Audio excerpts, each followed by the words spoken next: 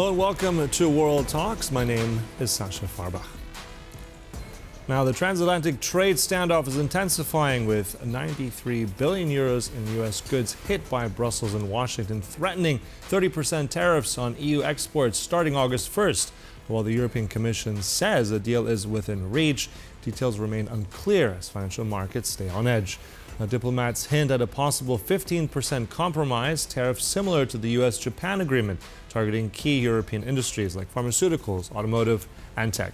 So ultimately, what does this mean for the world's two largest trading partners? And to break it down, and the risks and the rhetoric and global impact, we're joined now by Tomasz Kasprowicz, editor-in-chief of Res Publica Nowa. Good to have you on the program. Welcome. Good morning.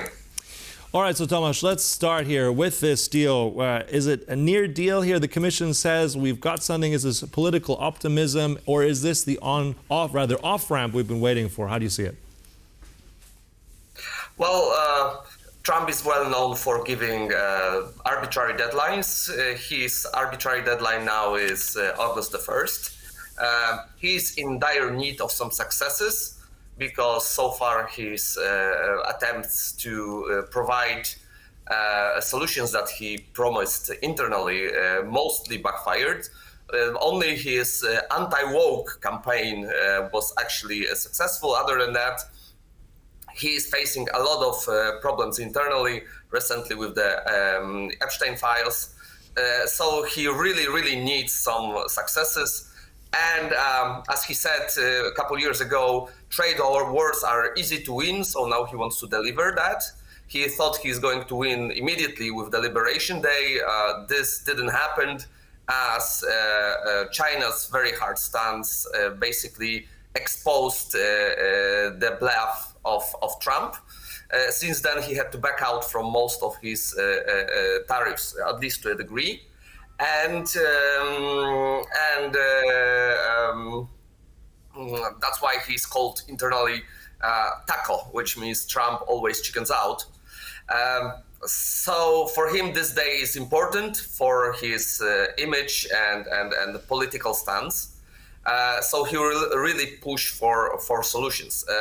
Also, EU would like to have this deal done sooner than later. So we can see the deal being done by August the 1st for political reasons mostly.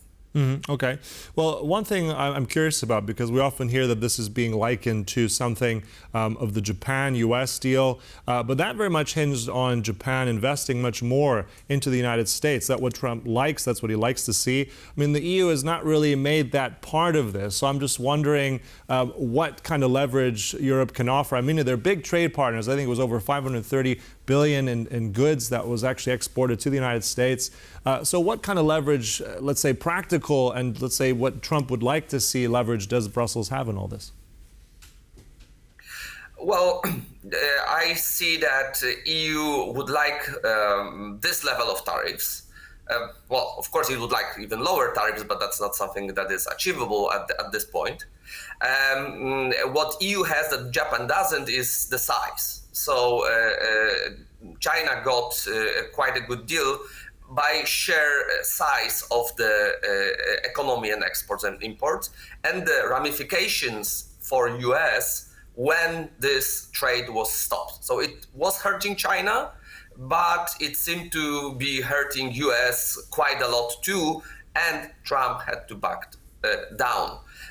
So here the size is definitely a playing factor. The difference between EU and China is that China is able to withstand much more pain than EU because of its authoritarian rule. Here, a lot of interest clashing, democratic process is something that makes EU's stance usually weaker. And we can see it even right now, where countries like Germany are heading for quick solutions, while France and Macron is actually trying to say that we need a harder stance on the United States and Trump, because that's the only language that Trump understands. So it's not that unified front. But the size is definitely something that EU has. It has also pretty painful countermeasures prepared, aside from what you already mentioned, the prepared counter tariffs. There is an anti-coercion instrument that can hit industry, services industry in United States. So there is some posturing on the side of EU. Clearly, Trump will want something in addition, at least to brag about. So we will see how that goes, and probably we'll see that in the final agreement when it appears. Yeah, indeed. And I think you said interesting things there. Size does matter in this. I also want to come back just really briefly. You mentioned the anti-corruption instrument, which is sometimes called this trade bazooka that Brussels has, that they have still on, let's say, in their arsenal. But also just quickly, I think that's something that they really don't want to go into. That also touches on blocks to intellectual property, but that's not really what we're talking about. That's the last measure. About size, it seems also that these countermeasures, at least potential countermeasures that have been agreed to by European allies, basically won the vote, except for one exception, Hungary. What is the significance of that? I mean, is this unity? I mean, it's almost the unity. Hungary has said no before, but what do we make of even Hungary is still standing against all this? Well, yes, it seems that European countries learned their lessons from what happened before. And learn the lessons from how China was able to get a very favorable deal, not backing down. And it was the Trump that blinked. So now the countries see that their best chance is unity. Of course, I'm not mentioning Hungary, that is outsider on any front, basically, in EU right now. So this unity is to show Trump that he cannot play countries against each other. Is it really true? Well, we don't know that when push comes to shove what will happen actually, and what those countries will decide to do, and whether they will break that unity. That's remained to be seen. But for now, it looks pretty optimistic from this point of view, and maybe will be a way forward for coming negotiations, because I don't believe this one to be the last one. Mm-hmm. Right. I mean, as we said, I mean, it's a mercurial Trump. He's on, off again. But at the same time, I'm also curious about some of the main leaders in the European Union. We've had coordination very much also by Paris and Berlin. Merz and Macron met just about 48 hours ago. How much have they impacted all this? Because the French have had a very different view, being more aggressive, versus the Germans, which have actually stepped back a bit more, had quite a cordial relationship with Trump. So how does that balance and factor in all this? Well, it's good this coordination is happening, definitely. France and Germany are the main countries in EU right now, so their coordination here is important.